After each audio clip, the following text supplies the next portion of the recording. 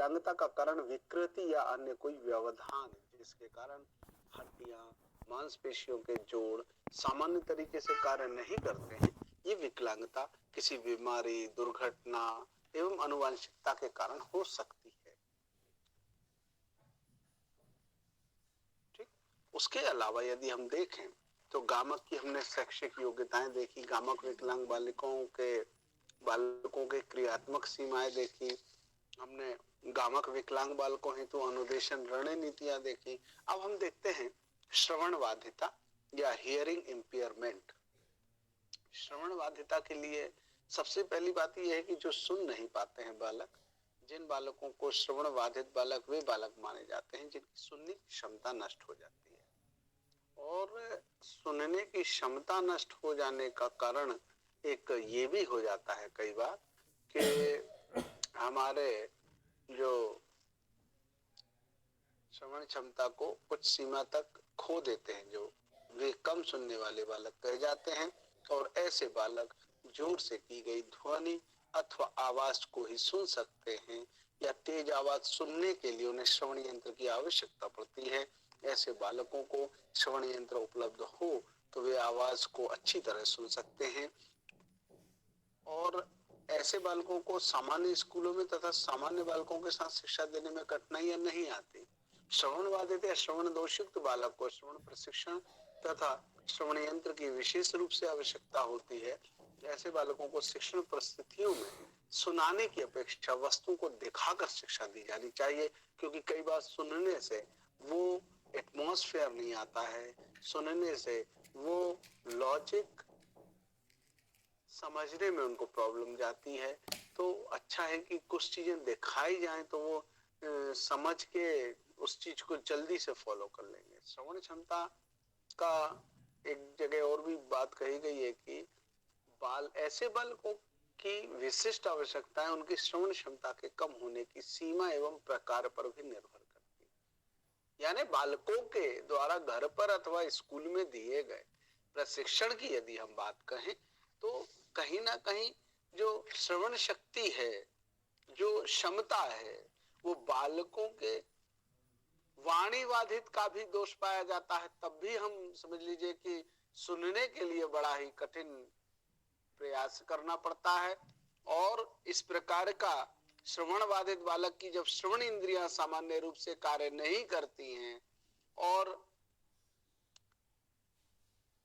सुनने में कठिनाइयां होती हैं, तो ऐसे बालक सहायक यंत्रों के जब प्रयोग करते हैं तो अपना काम तो चला लेते हैं वो, लेकिन कहीं ना कहीं एक अंडरस्टैंडिंग में प्रॉब्लम जाती है, समझने में तो प्रॉब्लम जाती ही है, फिर वो समझाने में भी उनको प्रॉब्लम हो जाता है। जिस प्रकार से लोकोमोटर था वैसे हियरिंग इम्पेयरमेंट भी है। इन लोगों ने हियरिंग इम्पेयरमेंट के संदर्भ में बात कही कि आखिर है क्या ये, तो मीनिंग और डेफिनेशन में तो साफ जाहिर है।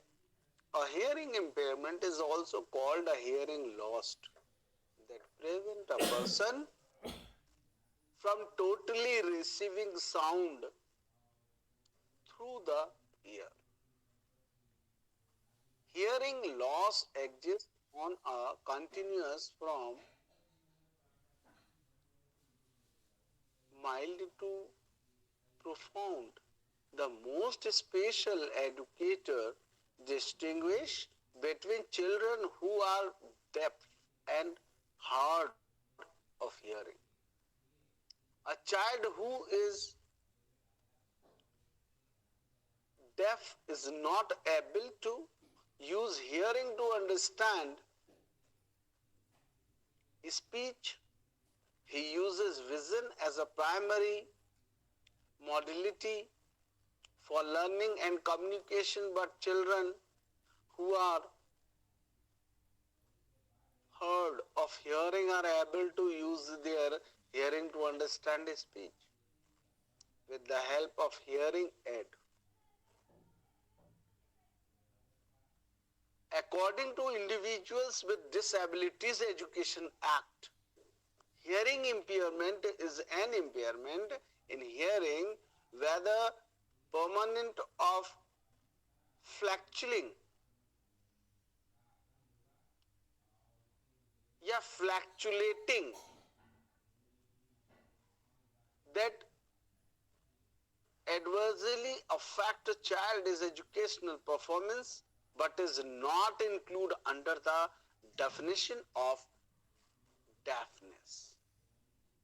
Yeah, deafness is defined as a hearing impairment is so severe that the child is impaired in processing linguistic information through hearing with or without amplification. A hearing loss above 90 decibels is generally considered deafness, which means that hearing loss below 90 decibels is classified as hearing impairment. नहीं सुनने की जो क्षमता के विषय में बता रहे हैं, वो कहना चाहते हैं कि यदि 90 डेसिबल्स का हमको साउंड नहीं सुनाई दे रहा है तो हम श्रवण क्षमता से बाधित हैं। सुनने की अलग अलग क्षमताएं बनाई गई है। श्रवण बाधित बालकों का सबसे बड़ा चीज है जो बौद्धिक योग्यता का विकास है, इंटेलेक्चुअल डेवलपमेंट हम जिसको कहते हैं। मनोसामाजिक और व्यावसायिक समायोजन जो होता है, सोशल एंड ऑक्यूपेशनल एडजस्टमेंट, शैक्षिक उपलब्धि का जो विकास होता है, डेवलपमेंट ऑफ एजुकेशनल अचीवमेंट्स, भाषा तथा वाणी का जो विकास है, लैंग्वेज एंड स्पीच डेवलपमेंट, ये सारी विशेषताओं से श्रवण बाधिता जो है वो स्पष्ट होती हुई दिखाई देती है कि यदि श्रवण बालकों का मानसिक विकास सामान्य बालकों के समान नहीं होता है, इन बालकों की चिंतन शक्ति सामान्य बालकों के जैसे नहीं होती है, इस प्रकार के बालकों के कार्य सामान्य बालकों जैसे नहीं होते। मैं कहता हूं कि जितने भी हमारे ये सेंसेस हैं, सेंस ऑर्गन्स हैं, यदि किसी प्रकार से डिस्टर्ब होते हैं, उनमें कोई डिस्टर्बेंस आता है, कोई प्रॉब्लम आती है, good morning sir, good morning, किसी प्रकार से यदि उनको कोई तकलीफ हो रही है तो कहीं ना कहीं उन बच्चों को हम श्रवण बाधिता के ग्रुप में रखेंगे। श्रवण बाधिता का मतलब ही है कि भाषा कौशल की दृष्टि से भी इन्हें मंदित बालक कहा जा सकता है, लेकिन ये अशाब्दिक भाषा बौद्धिक कार्य करने में सक्षम होते हैं। ऐसे बालकों में पारस्परिक संप्रेषण की समस्या होती है एवं शाब्दिक अंतःक्रिया नहीं होती। ऐसे बालकों में ये अपने ही समूह में रहना पसंद करते हैं और उनसे ही संबंध बनाते हैं, उनसे ही बातें करते हैं, उन्हें ही अपना दोस्त मानते हैं और उनकी रुचियां भी समान होती हैं। आपने देखा होगा कि दो ना सुन पाने वाले लोग बड़े आराम से इशारों से बात कर लेते हैं। अगर शैक्षिक की बात हम करें तो इन बालकों को पढ़ाने में कठिनाई तो होती है क्योंकि भाषा का सही विकास नहीं हो पाता है। शैक्षिक उपलब्धि की दृष्टि में ऐसे बालकों में अधिक भिन्नता पाई जाती है। भाषा तथा वाणी की यदि हम बात करें तो श्रवण बाधित बालक का भाषा के उच्चारण में अधिक दोष होता है। वो तुतला के बात करते हैं, उतना ज्यादा क्लियर बात नहीं कर पाते हैं, वह बहुत कम ही भाषा का प्रयोग करते हैं। ये लोग ये ज्यादा इशारों में बात करते हैं। बाधित बालकों की सबसे बड़ी कठिनाई यह भी होती है कि बालकों में भाषा का सामान्य विकास ना हो पाने के कारण ये अपनी अभिव्यक्ति नहीं कर पाते। जन्म से ही अगर मान लीजिए कोई नहीं सुन पा रहे हैं तो ये विशिष्ट प्रशिक्षण की आवश्यकता रहती है इनको, और ये बाद में सुनने लग जाते हैं, समझने लग जाते हैं। सामाजिक रूप से जो बाधित हैं, सोशली हैंडीकैप्ड हम जैसे कहते हैं, याद रखिए वो अन्य विशेषताएं होती हैं श्रवण बाधिता की, जिसमें ऐसे बालक आते हैं जो समाज में भली भांति अपना समायोजन नहीं कर पाते। सामाजिक कटाव जिनके साथ रहता है, वातावरण से समायोजन करने में इन्हें अधिक कठिनाई का सामना करना पड़ता है, जिसके परिणाम स्वरूप ऐसे बालकों के व्यक्तित्व में संतुलन नहीं रहता। उनमें कई प्रकार के दोष आ जाते हैं। इन बालकों की संप्रेषण क्षमताएं समान नहीं होती हैं, वह दूसरे को भी अपनी बात नहीं समझा पाते। सबसे बड़ी बात तो यही है कि भाई हमको जो बताना है और उसको हम बोल नहीं पा रहे हैं, तो ये श्रवण बाधिता का कारण हो सकता है। कंडक्टिव हियरिंग लॉस,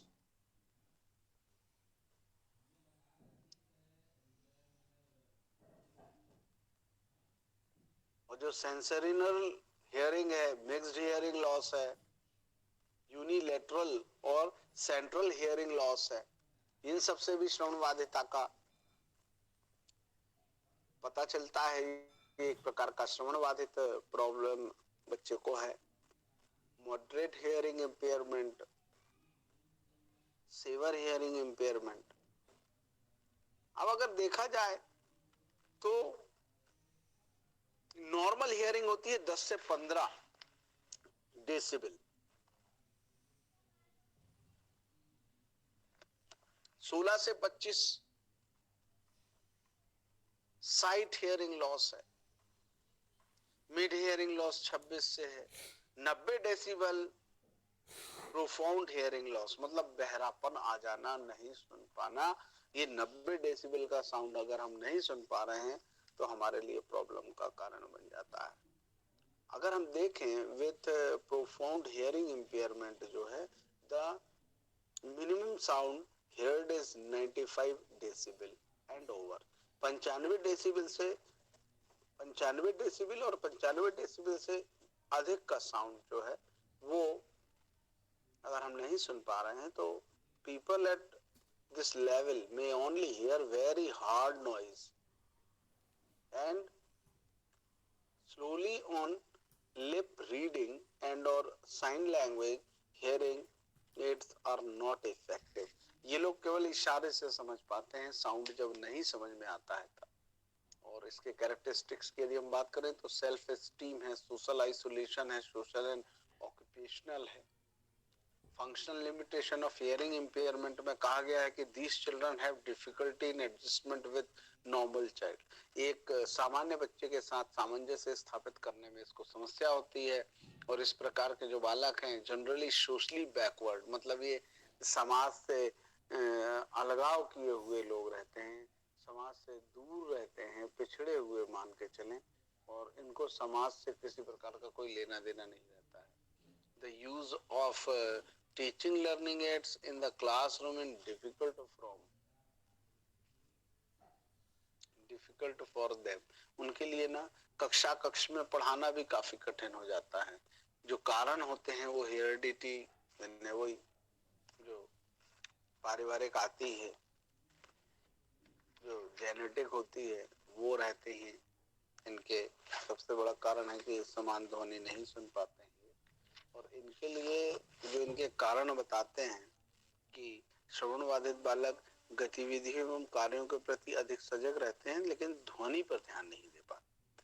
शिक्षक के होठों की गतिविधि और उसके हाव भाव पर ध्यान देते हैं, एक तरफ सिर झुकाकर सुनने का प्रयास करते हैं, व्यवहार में एकाग्रता एवं निरंतरता नहीं रहती है। इनके सबसे बड़ा कारण यही है कि इनको काफी कठिनाइयों का सामना करना पड़ता है सीखते समय, और वो सीखते भी हैं और आगे भी बढ़ जाते हैं।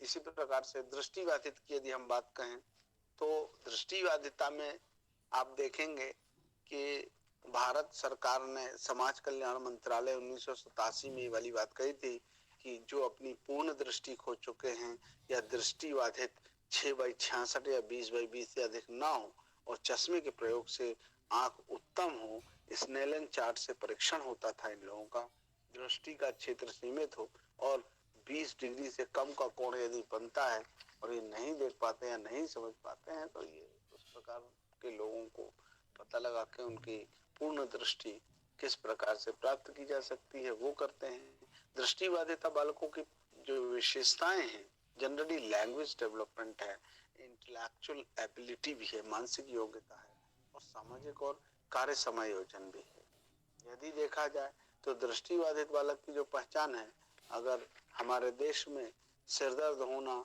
और दर्द के बाद आंखें बंद कर लेना, पलकों पर खुजली होना, सूजन होना, पलकों का बार बार झपकना, आंखें तिरछी होना, ये सब जो है वो दृष्टिबाधिता का कारण है। पुस्तकों को या अन्य वस्तुओं को आंखों के पास ले जाकर देखने की अगर आवश्यकता पड़ जाती है, अधिकतर आंखों को मलते रहते हैं जो लोग, तो ये सब प्रकार में इनकी चीजें आती हैं और इनको जो है जो सीमाएं हैं, इनका बुद्धि लब्धि स्तर कम होना, शैक्षिक मंदता, व्यक्तित्व विकार जिसको हम कहते हैं पर्सनालिटी डिसऑर्डर, मंदवाणी विकास, स्लो स्पीच डेवलपमेंट, बुद्धि लब्धि स्तर कम होना, ये सारी चीजें आ रही।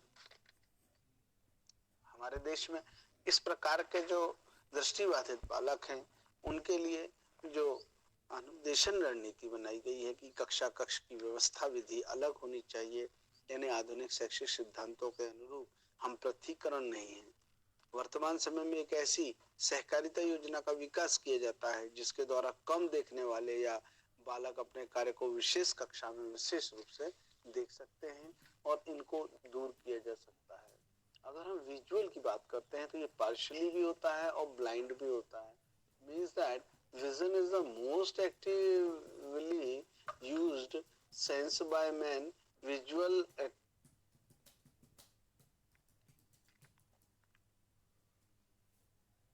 anomalies may influence the life of the individual in physical, mental, social, vocational and educational aspects. अगर हम देखें characteristics of visually impaired children की बात करें तो साइकोलॉजिकल कैरेक्टरिस्टिक्स भी होते हैं और एजुकेशनल कैरेक्टरिस्टिक्स भी होते हैं। अगर हम साइकोलॉजिकल की बात करें, मनोवैज्ञानिक लक्षणों की यदि हम बात करें दृष्टिबाधिता में, तो कहीं ना कहीं visual impairment would obstruct the child's development in various areas, that is cognitive language, motor and social development भी आता है। These children are able to speak but unable in seeing, due to which they have to face some social problems. जब हमें स्पष्ट नहीं दृष्टिगत होगा तो हम उसका अनुमानित परिणाम यदि हम बताने का प्रयास करेंगे तो कहीं ना कहीं हम अपने को कमजोर पाने के एक भाव में पहुंच जाते हैं। The social development of visual impairment children is usually slower than the sighted peer. Since social learning depends much on visual imaginations, when children suffer considerable loss of vision, they cannot effectively interact with their family members, children of their age and people in their surroundings. They would thus be easily misunderstood or constrained, so that they are isolated, arouse negative attitudes and cannot involve in social contacts. ये लोग सामाजिक गतिविधियों में भी शामिल नहीं होना पसंद करते हैं। इनको अच्छा नहीं लगता है कि हमको देखने में जब हम कोई बात नहीं कर पा रहे हैं तो उसमें प्रॉब्लम आने लगता है। हम कहीं ना कहीं बड़ी प्रॉब्लम से गुजर रहे हैं। हम विजुअली इम्पेयरमेंट चिल्ड्रन जो है वो suffer limitations in the exploration and participation in the social environment. ये सामाजिक कार्यक्रमों में पर्यावरण के साथ उतना ज्यादा सामंजस्य नहीं कर पाते हैं। एजुकेशनल कैरेक्टरिस्टिक्स की यदि हम बात करें तो विजुअल इम्पेयर्ड जो चिल्ड्रन हैं have difficulty in understanding complex abstract concepts, color, spatial distance, especially relationship. They are mentally intellectual like normal child. Hearing and touch cannot provide the same kind of simultaneous and stimulation and information as vision. Without vision, some concepts can never be fully understood and grasped. The education is provided to these children by specialized teacher. देखिए दृष्टिबाधिता के लिए एक special teacher होना भी जरूरी है, जैसे श्रवणबाधिता के लिए होता है। लोग लोकोमोटर के लिए होता है। इनकी लिमिटेशंस का ध्यान रखते हुए इनको प्रॉपर अच्छी कक्ष होनी चाहिए, पाठ्यक्रम सरल होना चाहिए, सहकारिता की आवश्यकता है जो सरकार चलाती है, शिक्षक का उत्तरदायित्व के लिए अधीक्षक, प्रधान अध्यापक, अध्यापक, विशेष स्वास्थ्य सेवा अध्यापक, बालक के माता पिता, ये सभी जो है वो सहयोगी बनेंगे तो ये लोग आराम से सीख सकते हैं।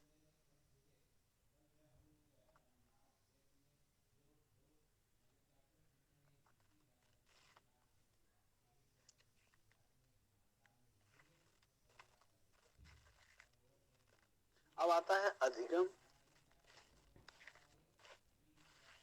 अक्षमता। अधिगम अक्षमता का मतलब ये बताया गया था कि अधिगम अक्षमता या अपंगता जैसे शब्दावली का प्रयोग उन बालकों के लिए नहीं होता है जिन्हें सीखने संबंधी अस्थायी या मामूली सी कठिनाई का सामना करना पड़ता है। जो थोड़ा बहुत रोक के पढ़ते हैं उनको नहीं बोलते हैं। अधिगम अक्षम बालक का मतलब ये है जो सीखने की दृष्टि से बहुत अधिक असमर्थ है। समझ में आ रहा है? सीखने में अक्षमता दिखा रहे हैं। असमर्थता से अभिप्राय किसी ऐसी कठिनाई या असमर्थता से नहीं होता है, या उसको समझिए कि ऐसी असमर्थता से होता है जिसका अनुभव बालक द्वारा अधिगम के मार्ग पर आगे बढ़ने या शैक्षिक दृष्टि से प्रगति करने के दौरान किया जाता है। बात चल रही है सीखने सिखाने की, तो अपन नॉर्मल लोग भी ऐसे ही है। 2 2 जा भाई 4, 4 2 जा 8, 8 2 जा 16, 16 2 जा 32, 32 2 जा 64, 64 2 जा 128, 128 2 जा 256, 256 2 जा 524, 524 2 जा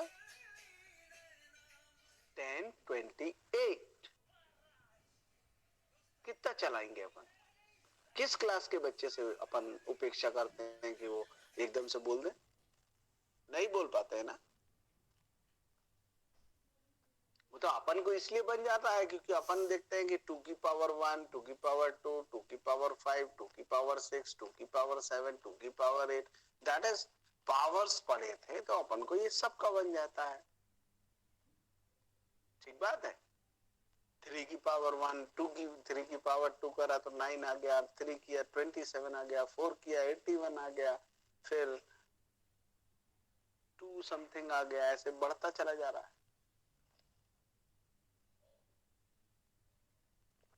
243 आ गया, फिर 729 आ गया, फिर 2189 आ गया, फिर 63 65 आ गया, ऐसे आता चला जाता है। ये पावर्स की बात है।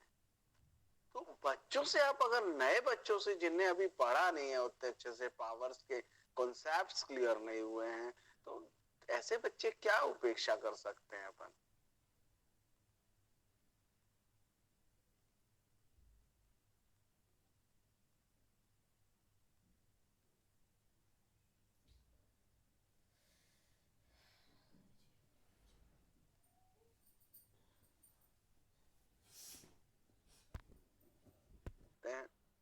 कि जो हमारे कॉवेल एवं फॉर्नेस साहब ने कहा था,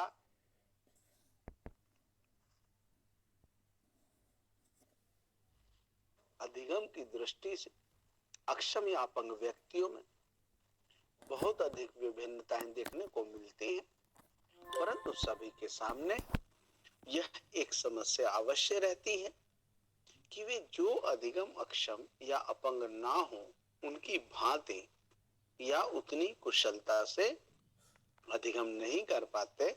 यद्यपि वे अधिकतर बौद्धिक रूप से सामान्य ही होते हैं, परंतु फिर भी उनकी शैक्षिक उपलब्धि का स्तर उनके सहपाठियों से कम ही पाया जाता है। कावेले और फॉर्नेस ने बात कही थी कि people with learning disabilities belongs to a group of very diverse individuals, but they do share one common problem. They do not learn in the same way or as efficiently as their non-disabled peers. Although most possess normal intelligence, their academic performance is significantly behind their classmates. Benda ने भी कहा था कि एक मानसिक दोष वाला व्यक्ति वह है जो अपने आप को तथा अपने क्रियाकलापों को व्यवस्थित करने में असमर्थ होता है, या उसे यह सब सिखाना पड़ता है, तथा जिसको स्वयं के और समुदाय के कल्याण के निरीक्षण, नियंत्रण तथा देखभाल की आवश्यकता होती है। हम किसी चीज का निरीक्षण करना सीख जाते हैं, उसमें नियंत्रण कर लेते हैं और उसकी देखभाल कर लेते हैं, तो हम मानसिक दोष के व्यक्ति नहीं। संसार में मानसिक दोष वही है कि हम अपना ही निरीक्षण नहीं कर पाते हैं, हमें अपने अंदर अपनी कमियां नहीं दिखाई देती हैं और हम उसमें सुधार नहीं करते हैं, और हम एक नए कार्यक्रम को संचालित करने की जो समर्थता है उसको अभिव्यक्त करने में असमर्थ हैं। A mentally defective person is a person who is incapable of managing himself and his affair, or being taught to do so, and who requires supervision, control, care for his own welfare and welfare of the community. भाई, जिस व्यक्ति को अपने स्वयं के और समुदाय के कल्याण का निरीक्षण, नियंत्रण और देखभाल करने की आवश्यकता पड़ रही है, वो डिसेबिलिटी में आएंगे, और जो कर सकते हैं उनको डिसेबल नहीं बनाया जा सकता। हम बुजुर्गों को भी तो उसी क्लासिफिकेशन में रखते हैं कि सबका मुनि को बोलते हैं कि अपने हाथ से कर लीजिए, अरे बहुत ज्यादा गरम दे देंगे, एकदम गिर जाएगा तो वो डिसेबल हो जाएगा क्या? तो समय के साथ साथ डिसेबिलिटी होना भी प्रॉब्लम है, लेकिन यदि ये स्टार्टिंग में ही है, छोटे बच्चों में है ये, तो इसकी देखरेख करने की आवश्यकता हमें पड़ती है। अगर इनकी कैरेक्टरिस्टिक्स भी है तो सभी की मनोवैज्ञानिक होती हैं, आपको पहले ही बता दूं, सभी की शैक्षिक होती हैं और अन्य होती हैं, तीन सबकी चलेंगी। मनोसामाजिक, शैक्षिक विशेषताएं सबकी हैं। ये अस्थिर स्वभाव के होते हैं, इनका स्थिर नहीं रहता, अस्थिर, यानी पल में मासा पल में तोला। ऐसे बालक शांत एवं आज्ञाकारी होते हैं, बैठ जाओ बेटा, वो बैठ गए, भैया खड़े हो जाओ, खड़े हो गए, घूमने चलना है, वो तैयार हो गए, यानी पल भर नहीं लगता है और डिसीजन ले लेते हैं भाई ये छोटे बच्चे। ये बालक प्राय विषम मांगी समूह बनाते हैं। विषम मांगी का मतलब है अगर गर्ल्स हैं तो बॉयज लोगों के साथ खेलना पसंद करेंगी, उनको मार देंगी। बॉयज हैं, कोई शांत गर्ल बैठी हुई है, उसको जाके चांटा मार देंगे और देखेंगे क्या रिप्लाई आता है, और जब वो रोने लगेगी तो खुद हंसने लगेंगे या खुद रोने लगेंगे, अगर कोई उनको देख के हंसेगा तो। इनके मन में क्या चल रहा है इस बात का पता लगाना बहुत कठिन हो जाता है। अधिगम अक्षम बालकों में ये बालक हस्तलिखित कार्य करने में असमर्थ होते हैं, लेकिन जो व्यक्ति हस्तलिखित कार्य कर सकता है, कोई डायग्राम बना सकता है, कोई अच्छा पिक्चर बना सकता है, पेंटिंग कर सकता है, कुछ डॉल वगैरह बना सकता है, कुछ नया क्रिएशन कर रहा है, तो वो डिसेबल नहीं है, अधिगम अक्षम नहीं माना जाता। कुछ भी सीखने में यदि कठिनाई हो रही है तो ये सीखने की जो गति है वो धीमी होने के कारण भी होता है। इनमें स्मृति, चिंतन, तर्क, कल्पना, विश्लेषण, संश्लेषण, समस्या समाधान, ये सारी चीजें जो हैं वो मानसिक शक्तियों को औसत से कम हुई। लर्निंग डिसेबल में एक बहुत बड़ा फैक्ट भी आया हुआ है।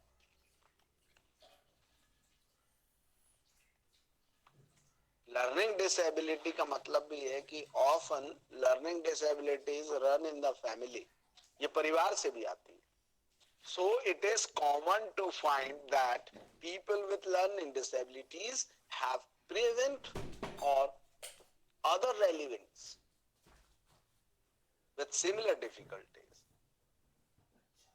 जितने भी relatives हैं उन सभी relatives में आप ये similarities पाएंगे. Incidents after birth, that is most probably after birth, head injuries, nutritional deprivation and exposure to toxic substances can contribute to learning disabilities. Learning disabilities are not caused by economic disadvantages, environmental factors, and cultural differences. In fact, there is frequently no apparent causes for learning disabilities.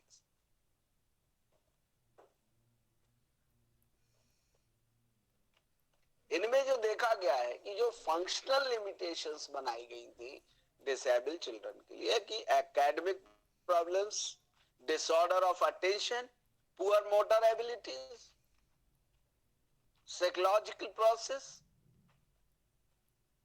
lack of cognitive strategies needed for efficient learning, oral learning या oral languages difficulties, reading difficulties, written language problems, mathematical disorder, social skill defects. There are lot of problems of these types of children like learning disabled, but it is not a lifelong process. That is not a lifelong problem. It is remove, identification and evaluation, individualized education programs, least restrictive environment, due process, safeguard, prevent and students participation and shared decision making. इतना यदि हम कर लेते हैं कि इन बच्चों को proper education system provide करा देते हैं, हम इन बच्चों को अच्छे परीक्षण और प्रशिक्षित व्यक्ति से यदि शिक्षित कराते हैं, तो इनके लिए आप विद्यालयों का वातावरण बहुत अच्छा प्रोवाइड करा देते हैं, मित्रवत वातावरण हो और एजुकेशनल गेम्स हो, इनके साथ प्रेम, सहयोग और सहानुभूति पूर्ण व्यवहार किया जाए, तो कहीं ना कहीं ये अधिगम जो बालक हैं वो सामान्य बालकों के साथ कार्य करने की आदत का जो इनमें विकसित करने का एक स्टेप उठाते हैं, तो कहीं ना कहीं किसी न किसी तरीके से ये बालक सामान्य बालकों की तरह व्यवहार करने लग जाते हैं और हर 20 में से 10 से 12 बच्चे ठीक हो जाते हैं.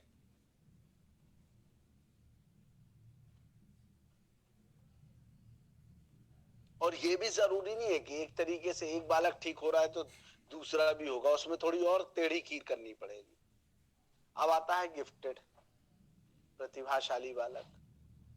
देखिए, प्रतिभाशाली बालक तो शारीरिक रूप से या शारीरिक गठन, सामाजिक समायोजन, व्यक्तित्व के गुणों, विद्यालय उपलब्धि, खेल की सूचनाओं और रुचियों की विविधता में औसत बालकों से श्रेष्ठ होता है. ये कुछ एक्स्ट्राऑर्डिनरी होंगे. Gifted children rate for above the average in physique, social adjustment, personality traits, achievements, play information and versatility of interest. एक योग्य और प्रतिभाशाली बालक वह है जो लगातार उच्च स्तर का कार्य निष्पादन किसी भी सामान्य प्रयास के क्षेत्र में प्रदर्शित करता है. कोई सामान्य कार्य को भी कोई अच्छे तरीके से यदि कर रहा है, इसका मतलब है ना कि वो प्रतिभाशाली है. हमें शूज उतारने हैं, ध्यान से सुनिए, हमें शूज उतारने हैं, कहीं पे भी उतार के नहीं जाना चाहिए। आप कहीं पे भी रहे, एक उसका तरीका है, एक उसका मैनर्स है। यदि आपने अपने शूज को बहुत अच्छे तरीके से उतारे हैं, उतारे वहां जाए जहां से पहना आसानी से जाए, दैट्स ऑल। कहीं पे भी उतार दिए, फिर 25 लोग आए, उनने भी उतार दिए, फिर अपने जूते ढूंढ रहे हैं वहां पे, क्या हो गया भैया? यार जूते चोरी को ले गया, ले भैया, एक मिनट है।